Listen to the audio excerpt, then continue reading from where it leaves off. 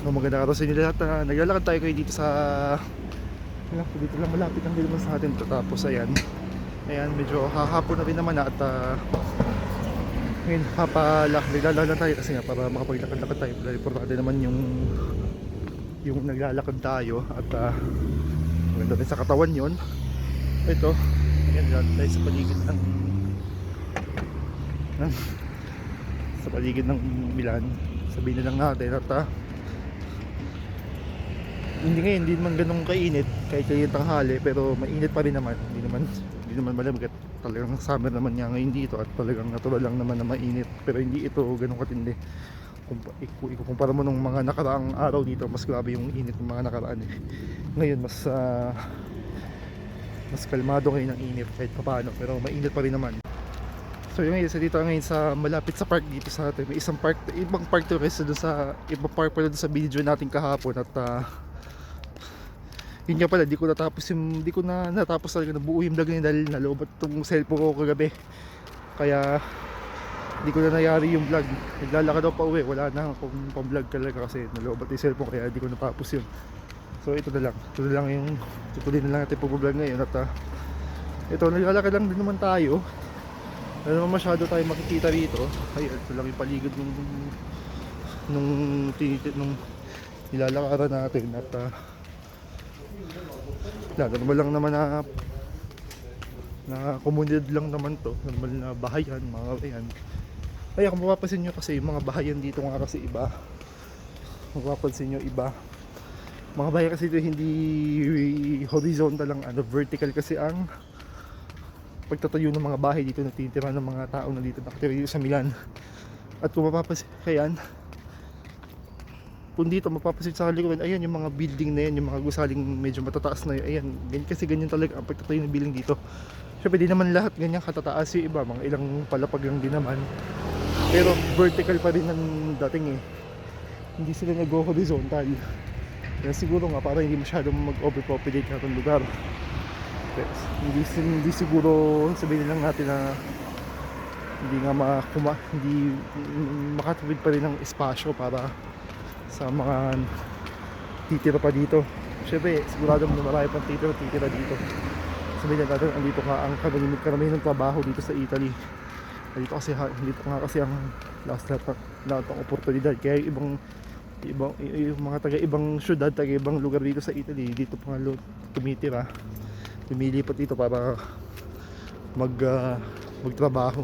So kung mapapansin nyo, dito tayo sa may bandang park na po tayo. At dito naman mapapansin nyo, may dito nakalagay na tuwa ako. Tubig yan, kuha na ng tubig na maiinom yan. Kailangan mo lang dyan, yung yung health card nyo at yung health card nyo dito sa Italy para makakuha ng tubig dyan.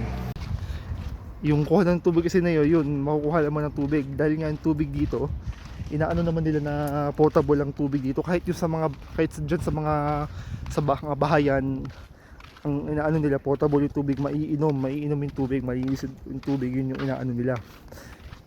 Kaya yung tubig na rin naman na yun, yung kinukuha mo dun sa fountain na yun, ganun din naman yun, maiinom din na tubig, potable water din. Kasi dito tayo sa park, marami na masyadong tao. Ayan, may mga magandang bata, mga naglalaro, ayan. Pero wala naman masyadong tao kasi hapon naman Kasi dito pag mga hapon, marami naglalaro mga bata dito Ito, mapapansin nyo, ito may fountain dito. Ito, may inom din tubig yan, sabi nila. Pero pwede ko pa sinusubukan uminom sa ganyang uri ng fountain. Hindi ko pa sinusubukan magpasaga ngayon. Kahit matagal na tayo nandito nakatira. Ayan, yung park. Medyo tahimik dito. Ayan, may mga upuan din dito. Marami pa upuan dyan. Kadun pa kahit sa dulo niya, may mga upuan din dyan. Ayan, may park, yung mga puno. Ayan, may mga condominium din dito. Ayan, mga bagong sulpot na yan kasi dito. Ayan yung mapapansin nyo, kung ikukumpara din sa center, sa downtown area ng Milan, mas smaller na tong mga building dito dahil ito mas bagong develop lang naman ito.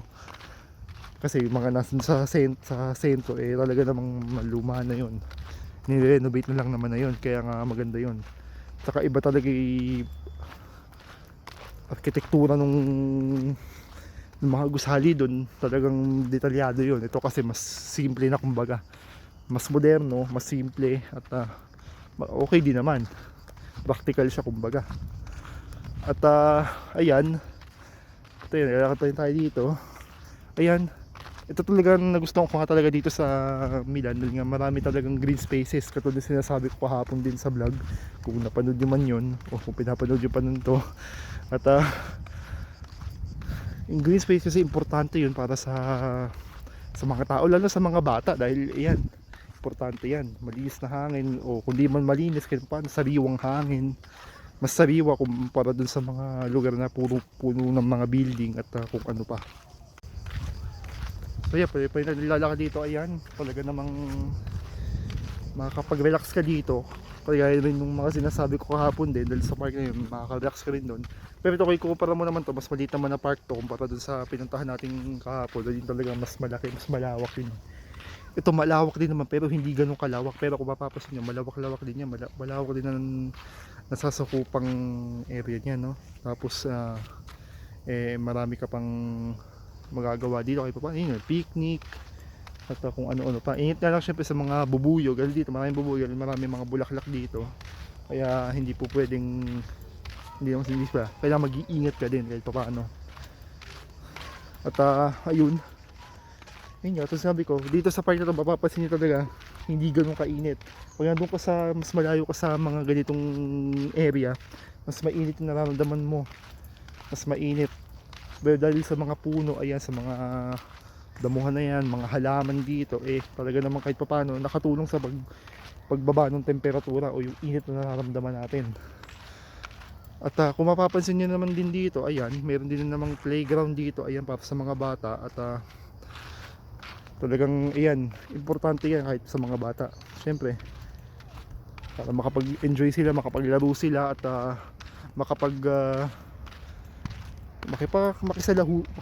makisalamuha din sa ibang tao at o sa ibang bata, sa bida lang natin. Importante sa kanilang paglaki, sa para sa kanilang kinabukasan din kahit paano. At ayun, dito kung mapapansin nyo rin dito, may mga dito, ayan, ito na sa likod natin, ayun, may napansin nyo, may mga aso sila, ayan, may mga aso rito, nilalakad nila sa park, yan, importante din yan kahit paano. At ang napansin ko nga pala dito, kapag yung mga aso rito nakakaalbawa, pwede mo silang isakay sa public transportation, sa mga train, sa bus, o sa tram, o kung ano pang uri ng transportasyon, pwede mo sila isakay. At pwede mo sila ipasok sa mall nang walang nagbabawal sa'yo o magbabawal sa'yo. Pwede nilang ipasok yung mga aso nila. Siyempre may mga panuntunan lang, hindi ako paano gagawin, siyempre hindi ko na subukan isa-isa niyo kung ano, pero basta may mga kondisyon man, pero yung mga kondisyon yung magagawa naman ng may-ari ng aso o nung amo nila. At madali lang naman yun, kaya madali talagang mag-alaga rin naman ng aso kahit paano. Mas napapadali pala yung pag-aalaga nung mga alaga nilang hayop, dahil nga walang masyadong restrictions na pag sinasama nila sa labas yung mga alaga nila. At yun nga, kung di man nila ilalapasok sa mga mall niya, kung ano man, ito may mga parke dito mapupuntahan, yung mga mapupuntahan sila at maigagala nila at maipapasya nila yung kanilang mga alagang mga hayop, aso man yan o pusa, kung ano pa yan. Siyempre aso, pusa na naman ang karamihang inaalagaan sa bahay, yan naman masyadong iba. At ayan, marami dito talagang, ayan, green spaces nga. At ito yung pangalawang park pa lang na pupuntahan natin. At marami pa tayong mga park na pwede puntahan dito sa Milan, lalo dun sa city center. Meron doon malaking park, yung Sempione Park, talagang malaki yon. Kung mapuntahan natin yun, ibablog din natin yun, ipapakita ng gaano kalaki yung park na yun. Pero syempre doon, masasabi natin mas maraming tao doon sigurado kumpara dito naman na tahimik nga dito. Kaya ito, so medyo outskirts na ito na Milan, malapit na dito sa hindi naman na ito sa city center, kaya hindi naman na ganun kadami yung tao dito, hindi ganun ka-crowded, sabihin na lang natin. Ayan, maganda naman ng panahon ngayon at kahit paano, hindi naman umuulan. Ilang linggo na rin hindi naman naulan dito dahil nga tag-init, normal naman na siguro, normal naman na yun. At ayun, isa ito sa mga park na kadalas sa pinupuntahan ko kapag Gusto ko lang mag-relax at tawag ba dito, magpahangin lang ganun. Kahit malamig din makakapunta ka dito, pero syempre kapag taglamig kasi hindi ka masyadong makakapagtagal dito, talagang malamig pag dito. Pag taglamig hindi ka makakakilala na kung uupo ka, hindi, malabo yun. At mukhang hindi ganun ka feasible yung pagstay sa park pag taglamig, pero pwede ka maglakad-lakad, pwede naman yun, di ba? Ito naman kung yan, didiretsuhin pa natin itong park na to, ayun, makikita naman natin yung bandang dulo, pero talagang malawak din naman to kahit paano. Siguro hindi ganun na, hindi siya kasi lawak ng ibang mga park dito, pero malawak pa rin to, talagang masasabi mong malaki-laki rin park siya kahit paano. At hindi naman naman ganun kaliitan to. Ayan, talagang yun, katulad nga sinasabi ko, maraming mga upuan dito. Ayan, tulad yan, may 3 upuan na naman dito. At banda doon naman, syempre may upuan na naman doon. At doon sa banda doon naman, may upuan na naman doon. At talagang hindi na mawala yung mga upuan. Kaya talagang makakapag-relax ka talaga dito sa mga park dito. So bali ito yung bandang dulo ng park. At ayan, may mga, ayan. So sabi ko, may mga upuan na naman doon sa bandang dulo na yun, ayun. At dito rin sa banda dito, may mga, ayan, may upuan na naman. At dito ba yun, ayan, may mga upuan dito, may bubong pa nga yan. Maganda yan kung naulan dahil masisilungan ka. At ayan, ito yung nilakaran natin mula dun sa una. Hindi natin kita yun dahil nga may mga puno. At ayan, kung mapapansin nyo, kung didiretsuhin pa natin dito, ay hindi dulo ng park. Ito na yung dulo. At ayan, pag nakabalik kayo sa pinakadulo to, ayan na naman, punong-puno na naman dito ng, hindi mo na sabihin punong-puno, medyo OA na eh. Kung ayan, yan, may mga upuan dito. Ayan, ilan din yan, mga 5, 6 pala yan, may natatakman ng puno, ng matita puno. At ayan, sa may bandang dulo, ayun, meron na namang 4 na mga upuan din eh. At ito na yung dulo ng park. At dito may bus stop dito. Kung gusto mo lang sumakay pa uwi, pwede ka naman sumakay, pero syempre bago sumakay dyan, bubili ka muna ng ticket mo, syempre, no? Mamaya mamultahan tayo dyan, mahirap na. At dito pwede ka na rin sumakay dito sa bus gamit yung credit card, debit card, o basta card. Pwede mo na itap dun sa loob ng bus yan. Kaya kahit wala kang ticket, kung may card ka naman, magagamit mo na siya bilang card, ay bilang ticket. Ito yan yung bus, ayan yung bus. May bus stop kasi doon, tapos ito yung isang bus stop na pupunta na ba doon sa kabilang direksyon. Ito yan, talaga namang maraming ata ito. Bali ito yung parang description nung park mismo. At makita mo yung map, ayan, ganito kalaki yung park na to, bali. At ayan, meron dito Italian nakalagay sa Italian, meron dito sa baba na English nga, natakpan itong isa, di ko lang kung anong nakadikit din eh. Pero yun lang dito, tinastate lang naman yan. Ang mapapansin nyo dito, ayan, yung total surface niya ay 51,450 meters squared, no? At yung, ayan, may kids game, 16 over the 2 area. Tapos may dogs area din naman. Kasi meron dyan mga, may mga nakapinto dyan kasi. May nakaharang na, doon yung dog area, pwede maglaro yung mga aso doon. Pero syempre naman, nakabuko niya yun para naman hindi rin makagambala sa ibang naglalakad dito sa park. At yung benches kasi makita ng 127, ibig sabihin mahigit 100 yung upuan na nandito. Yung mga pinakita natin kanina, ibig sabihin wala pa sa kalahati yung nakita natin kanina. At dito yung waste baskets naman, o yung tapunan ng mga basura, ayan, may 39 na tapunan ng mga basura dito. Kita naman dyan sa atin, ayun, may mga basket, ayun, may 3 nga tayo nakikita dyan, 3 tapunan na ng mga basura yan.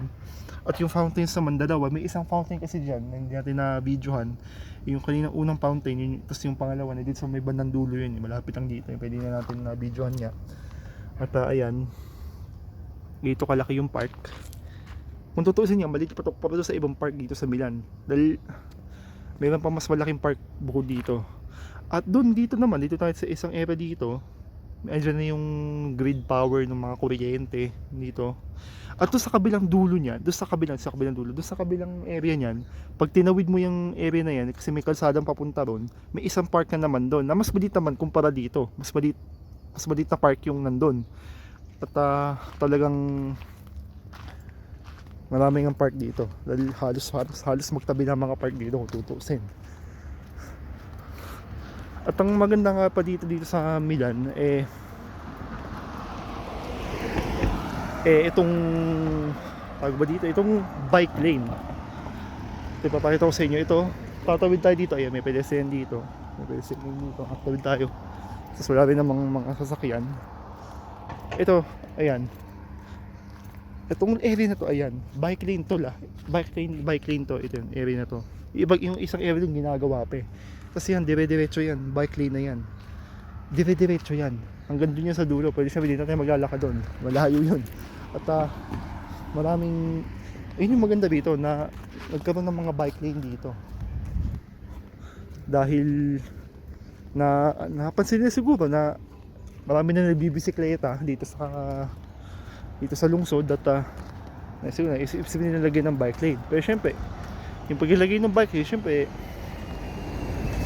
basta okay din naman dahil nga kahit pa hindi naman nakagambala dun sa ibang area. So ito naman, balit naman ito sa may banda, medyo mataas na part to nung park dahil ayan, medyo aakit ka dyan, medyo madilim, ayan, medyo mataas yan, hindi naman ganun kataasan eh. Medyo mataas na yan, medyo above level na siya. Kung mapapansin nyo, ayan yung araw, ayan, medyo maliwanag, malubog na rin kayo naman kasi. At dun sa banda na yun guys, kung mapapansin nyo, bali ibang park na yun kasi yan, yung kalsada na nga nagbubukod eh. Ayun, meron doon makikita dun sa dulo na yan, ayan, may basketball court dyan, hindi lang kita kasi may mga puno eh. Tapos ito, ayan, kung mapapansin nyo, green spaces na naman siya. Ayan, sorry kung medyo na yung video. Green spaces na naman dyan sa lugar na yun. Tatawid ka, yung kalsada lang naman yan na naghihiwalay. At banda dun guys, ayun, makikita nyo. Sorry, hindi pala kita. Pero dun, kung mapapansin nyo dun sana, kung mapapansin dun, ayun, park na naman yun. Pwede mo lakaran, may mga upuan din at kung ano-ano pa. Park din yan. At ito sinasabi ko. Tapos ito namang makita nyo, yung sinasabi ko, ayun yung napapansin nyo, yung may nakaharang na yan, yung mga fence o bakal. Yun yung dog area.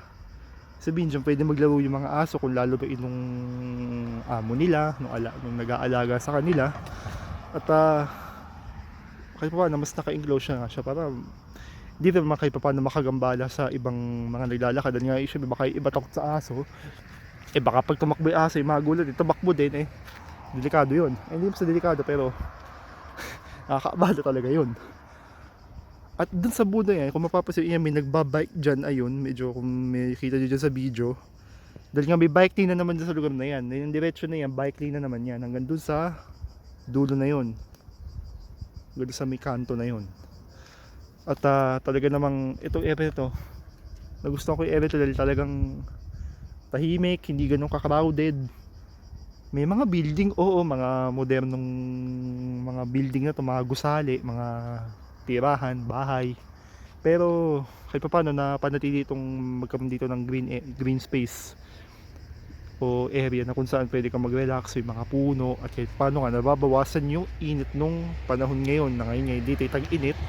Ito talaga importante naman na magkaroon ng mga ganitong lugar para sa mga taong nakatira dito. So ito, bale, pauwi na po tayo ngayon at nakapaglakad na naman na tayo at medyo hapon na rin kasi padilim na rin. Alas 8 na po ng gabi kasi lumulubog yung araw dito pag ditong mainit pa. Alas 9 na ng gabi ang lubog ng araw kaya mga hapon pa rin alas 8 ng gabi dito. So ngayon pa man nga, nakapaglakad na naman tayo sa park at dito ko rin tatapos itong video na ito. Kung nagustuhan niyo itong video na ito, pakilike na lang at mag-subscribe na rin kayo sa aking channel at kung interesado din kayo panoorin yung iba ko pang mga video, maaari nyo panoorin dyan sa aking YouTube channel. Muli maraming salamat sa panonood ninyo hanggang sa muli.